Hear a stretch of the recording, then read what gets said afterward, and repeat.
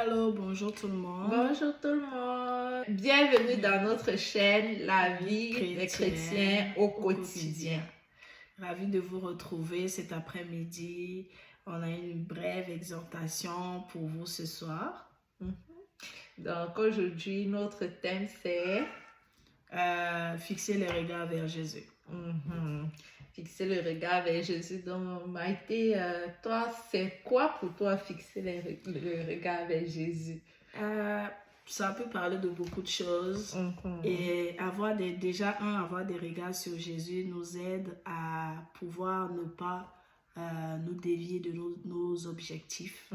Ça peut être des objectifs personnels et des objectifs spirituels avec Christ. Donc, c'est déjà un pas parce que souvent on se perd lorsque on regarde nos voisins, lorsqu'on regarde ailleurs, ça nous fait perdre les choses qui sont réellement importantes dans la foi, dans la persévérance, dans l'objectif fixé. Pourquoi tu cours?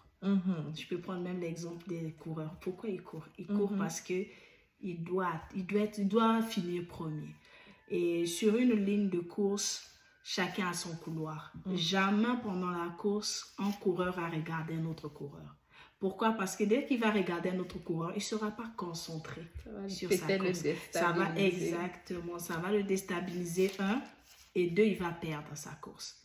Et il sera concentré à regarder l'autre qui va oublier totalement qu'il est en train de courir. Donc, c'est un peu ça, en gros, ce que elle veut dire avoir des yeux fixés vers Jésus. C'est savoir courir et avoir l'objectif. Oui, donc maintenant, Maïté, si je te dis que où est Jésus, tu me dis d'avoir les yeux, voici mes yeux, mais quand tu dis avoir les yeux fixés sur Jésus, là, je regarde où ça veut dire quoi concrètement, genre? Concrètement, c'est que tu dois avoir... si tu as des situations. Si tu as une situation, par exemple, tu traverses une situation et que, je peux prendre par exemple que souvent, que tout le monde connaît, le mariage. Dans un quartier, il y a beaucoup de filles. Et tu es souvent, par rapport aux autres, tu as l'âge. Par rapport aux autres filles, tu es plus l'aîné. Et tu vois que tous ceux qui sont grandis devant toi, se marient. Qu'est-ce qui se passe? C'est que tu ne te concentres pas sur... Tu ne regardes pas la promesse que Dieu t'a donnée lorsque tu as lu ta Bible et ce qu'il t'a parlé. Mais qu'est-ce qui fait? Tu commences à dévier, c'est-à-dire à se culpabiliser soi-même. Pourquoi c'est seulement eux?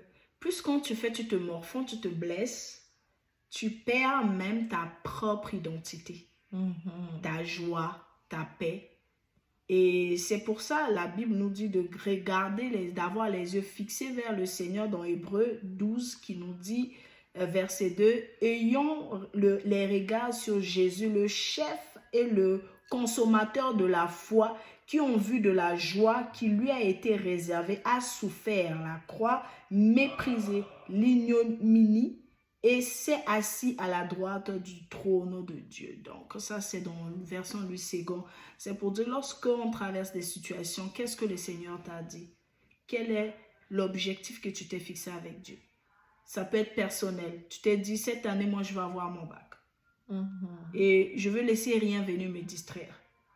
Et quand tu oublies ton objectif que cette année tu vas avoir ton baccalauréat, tu suis les autres dans n'importe quoi. Tu n'as plus le temps, 1, d'étudier, 2, de faire tes devoirs, 3, de pouvoir même penser encore à ton objectif. Tu te dis, j'ai le temps. Plus le temps passe, tu as des crédits que tu dois, des matières que tu as échoué. Ça fait que tu rallonges ton temps, en fait. Donc, c'est ça. Et tu te perds, en fait. Donc, c'est ça, moi, de la façon dont je peux dire, quand tu as dit où regarder Jésus. Jésus est partout. Il est dit, il est omniscient, omnipotent, omniprésent. Jésus peut être dans ton cœur. Jésus peut être la parole. Jésus est sa parole. Sa parole est faite chair dans sa parole. Quand on dit regarder, ça peut être sa parole. Qu'est-ce que la parole de Dieu te dit? Et comment le Seigneur te regarde? Moi, ce qui me vient en tête quand on parle de garder les yeux fixés sur Jésus, c'est vraiment que à chaque moment, à chaque situation et pour toutes les décisions, même pour comment je dois recevoir mes émotions ou bien partager mes émotions, je dois me dire, Jésus, qu'est-ce que tu penses de cette situation et qu'est-ce que toi tu aurais fait? Exactement. Et de rester concentré sur ce qu'il va me dire. Exactement. Donc, si par exemple, je fais face à une situation, je vais vraiment me dire, Jésus, toi, tu aurais fait quoi? Et qu'est-ce que tu veux que moi je fasse? Donc, c'est vraiment ça, garder les yeux fixés sur Jésus, c'est que à partir de ce moment-là, il va te répondre, il va te donner une instruction. Il va peut-être te dire, voilà ton objectif pour cette année ou bien pour dans 3 ans. Et là, maintenant, c'est là où vient le deuxième point de quand tu fais ta course. Parce qu'à la base, c'est Jésus qui te demande de commencer à courir. Commence à courir, exactement. Donc, c'est là où tu dis, qu'est-ce que je fais? Maintenant, pendant que tu fais ta course, est-ce que tu es concentré sur ton objectif final? Ou tu regardes Ou tu regardes à gauche et à droite. Maintenant, pendant la course, il y a aussi les obstacles. Est-ce que pendant la course, tu vas te laisser être découragé par les critiques, le rejet, les sentiments, les difficultés, les épreuves, ce que les autres disent de ta course, parce que la voix de l'ennemi sera en train de te dire que mais... C'est encore plus succulent ce que tu dis, il faut que j'utilise même le terme, parce que souvent, quand tu fais une course, c'est pas tout le monde est d'accord avec ta course que tu fais. Et tout le monde ne va jamais avoir la même opinion que toi. Tout le monde ne va pas aussi te soutenir. Même ceux de foi, vous êtes parfois, qui peuvent être chrétiens aussi comme toi, qui peuvent venir te décourager.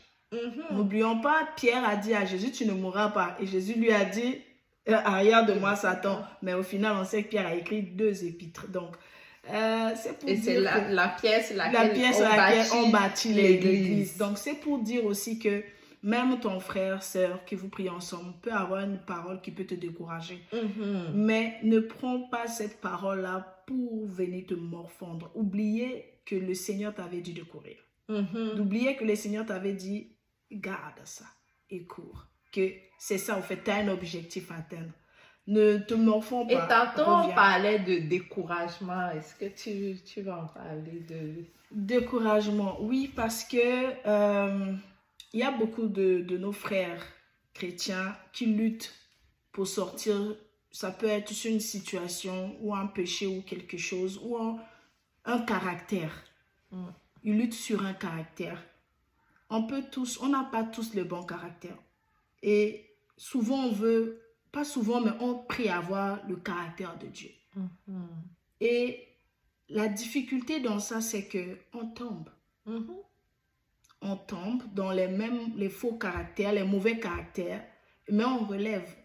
Une journée, on peut faire mal, on demande pardon, mais il ne faut pas que ça soit une occasion pour une personne, quelqu'un, pour pouvoir tout abandonner. Tout abandonner parce que tu as reçu une critique qui au départ était d'abord constructive et par la suite l'ennemi a utilisé pour douter que tu ne vas jamais changer. Y arriver. Et tu ne vas jamais y arriver dans cet objectif-là.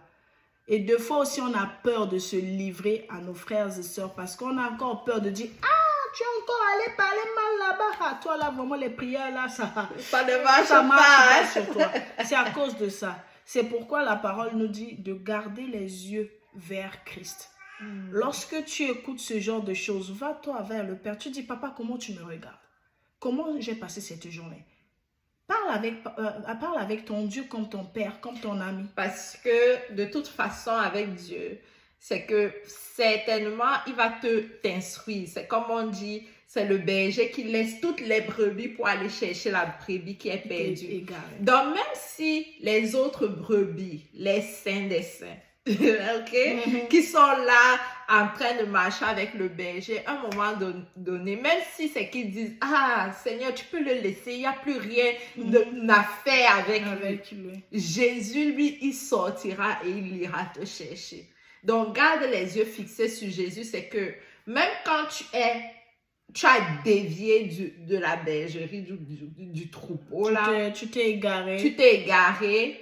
Garde les yeux fixés sur lui dans la mesure où il va te remontrer le chemin. C'est comme le GPS. Le GPS, tu as raté une voie. Exactement. Peut-être ça sera plus long.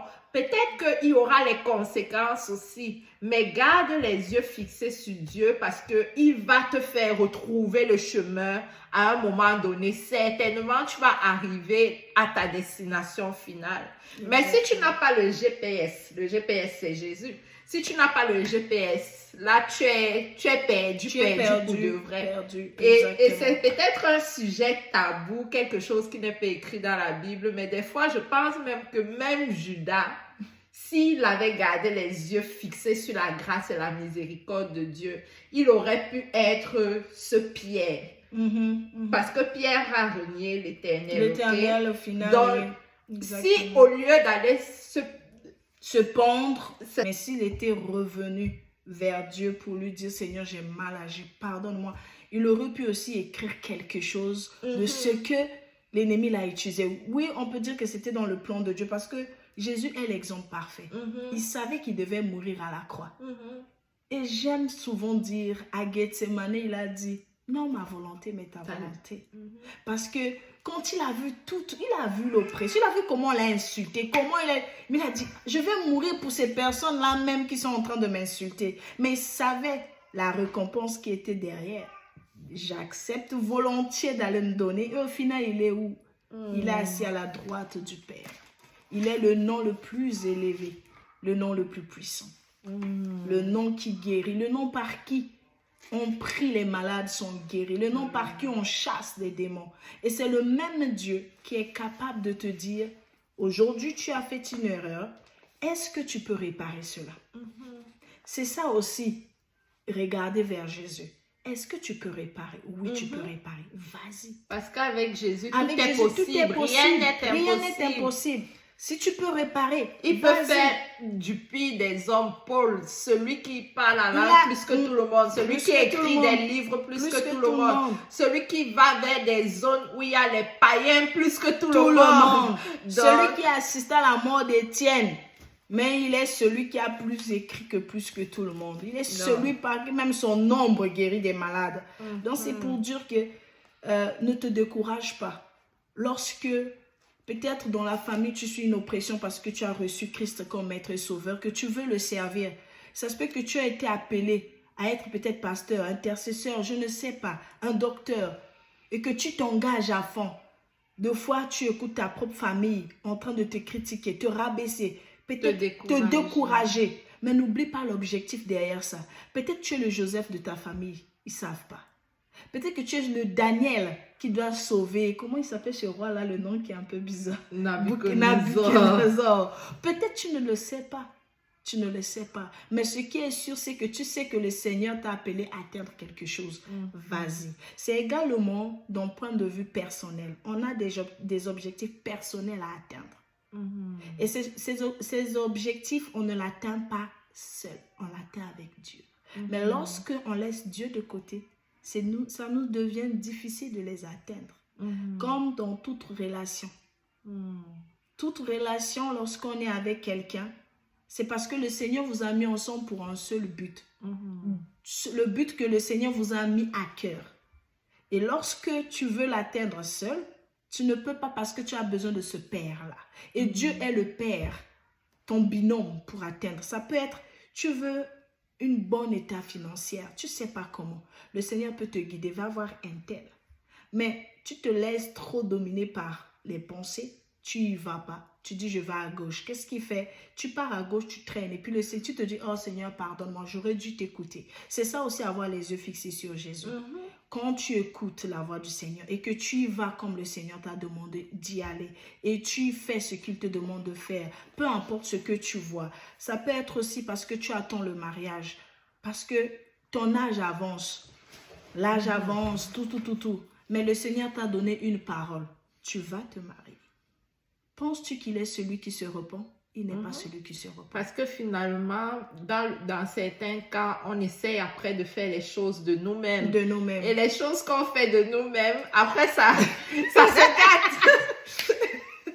c'est ce que la Bible dit. Les bénédictions de l'Éternel, c'est l'Éternel qui enrichit et ses bénédictions ne se suivent d'aucun chagrin. Exactement. Ça veut dire que quand il t'a promis quelque chose, après il n'y aura pas les complaisances et je ne sais trop quoi. La honte ou la peur ça. Parce que les conditions même pour ça. Et même j'ai envie de dire que qui est ton Dieu? Parce que la personne qu'on écoute, c'est la personne à qui on donne l'autorité dans nos vies.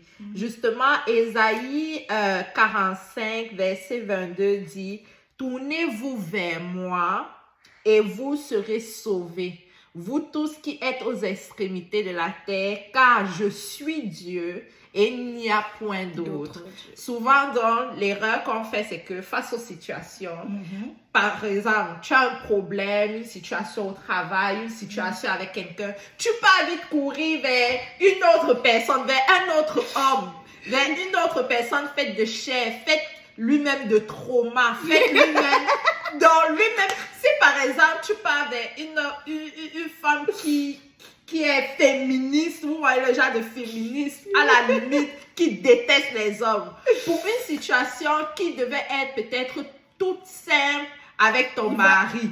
Imagine quel genre de conseil elle va te donner. Donc, ça va être la catastrophe. C'est ça. Tu vas t'engouffrer quand encore dit plus. Qui est ton Dieu, tournez-vous vers moi car il n'y a point d'autre Dieu. Qui est ton Dieu? Est-ce que c'est ta copine? Est-ce que c'est qui est ton Dieu? Donc, vers qui est-ce que tu te tournes en premier lieu face aux situations? Quand tu as besoin de conseils, quand tu as besoin d'instructions, quand tu as besoin qu'on te dise comment faire, quoi ressentir, quand tu as besoin qu'on te dise c'est quoi ton identité. Exactement. Et puis, est-ce que tu es toi-même ton propre Dieu? Ça, c'est une question parce que souvent, on se dit, ah non, moi, je suis moi-même. Quand tout va bien, je maîtrise. Est-ce que toi-même, tu t'es fait Dieu?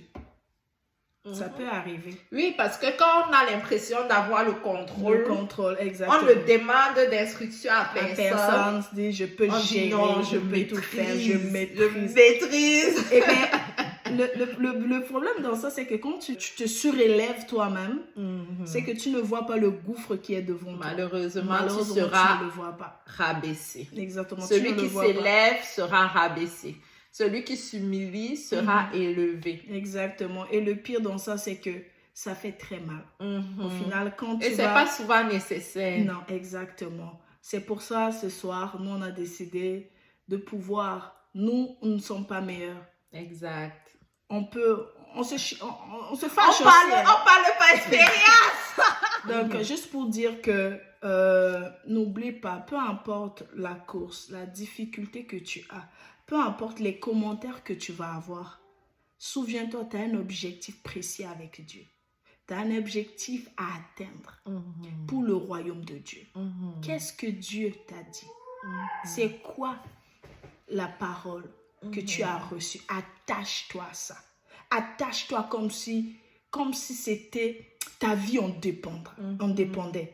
Et tu verras le fruit. Reste concentré. Le diable est un menteur. Exactement. Face aux difficultés, justement, il y a Jean 3, 14. En fait, il fait aussi référence à un verset dans Nombre. Mais on va lire Jean 3, 14. Qui dit, « Et comme Moïse éleva le serpent dans le désert, il faut de même que le Fils de l'homme soit élevé, afin que quiconque croit en lui ait la vie éternelle. » Donc là, ça fait référence à d'un homme qu'on parlait du désert et que Dieu avait demandé à Moïse d'ériger un serpent d'airain brûlant et tout ça. Et que à chaque fois que quelqu'un était malade, il regardait le serpent, après il était guéri. Donc de même, ici à Jean nous rappelle que comme le serpent qui guérissait dans le temps de Moïse, aujourd'hui nous sommes appelés à regarder vers Jésus qui lui nous donne la vie éternelle. Donc comme on disait tantôt, souvent ce n'est que l'ennemi.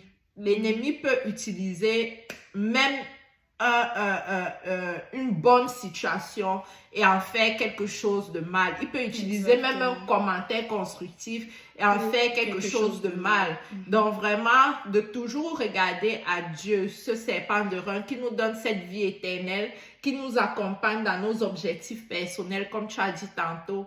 Et c'est lui vraiment qui va nous diriger. On va pouvoir dire comme Paul que nous avons couru notre course. On a fait le et on a atteint nos objectifs. C'est ça, on a fait le bon combat. On a combattu le bon combat. Et une autre chose qui est très important, c'est que lorsque nous dévions de notre objectif, nous dévions, c'est-à-dire la ligne, je peux dire la ligne où nous détournons de Dieu.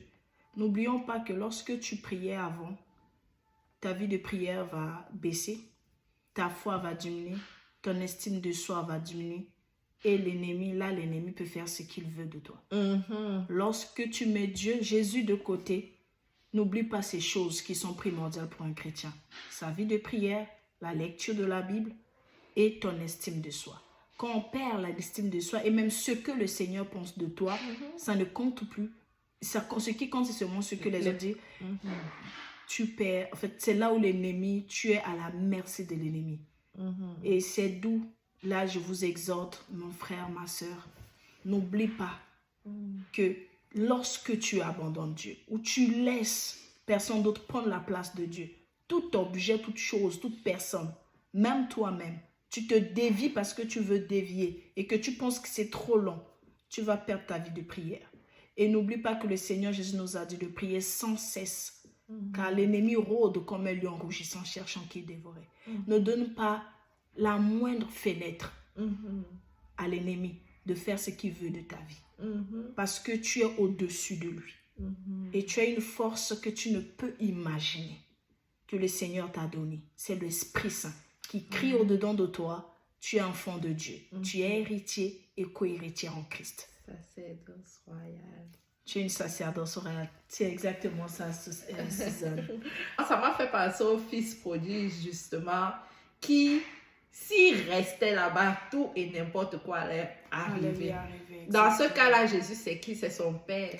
Jésus, c'est celui qui n'attend que toi. Genre, oui, tu as fait peut-être des erreurs. Oui, telles choses ont été dites sur toi. Mais voilà ton objectif. Ton objectif, c'est moi.